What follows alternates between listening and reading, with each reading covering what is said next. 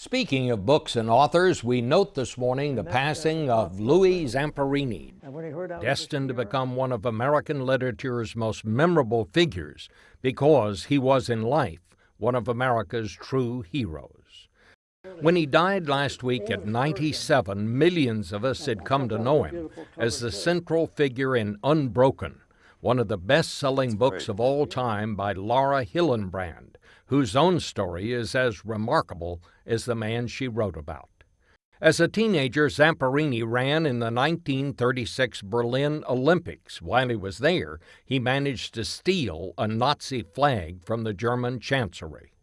As a bombardier in World War II, he was shot down over the Pacific and survived for 47 days in an open raft, only to be captured, tortured, and starved at a Japanese prison camp for 2 years.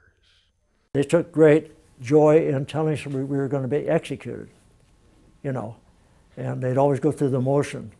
It took Hillenbrand 7 years to research and write this story, yet she never met Zamperini, as she told CBS News correspondent Chip Reed by telephone, because she is confined to her home by a rare disease called chronic fatigue syndrome. Patients often go into times where they are literally unable to get out of bed for weeks or months or years. And it was something that helped me identify with Louis, because his story is largely about suffering.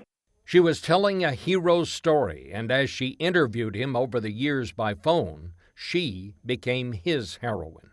I sent her one of my Purple Hearts, and I said, "You deserve this more than I do." When they finally met 2 years ago, Zamperini told Hillenbrand the book was a crescendo of his life. And he believes he's lived this long so he could see it written and read. And that was the loveliest thing he's ever said to me. Hillenbrand's book has been on the New York Times bestseller list for 174 weeks, and the story will soon become a movie directed by Angelina Jolie.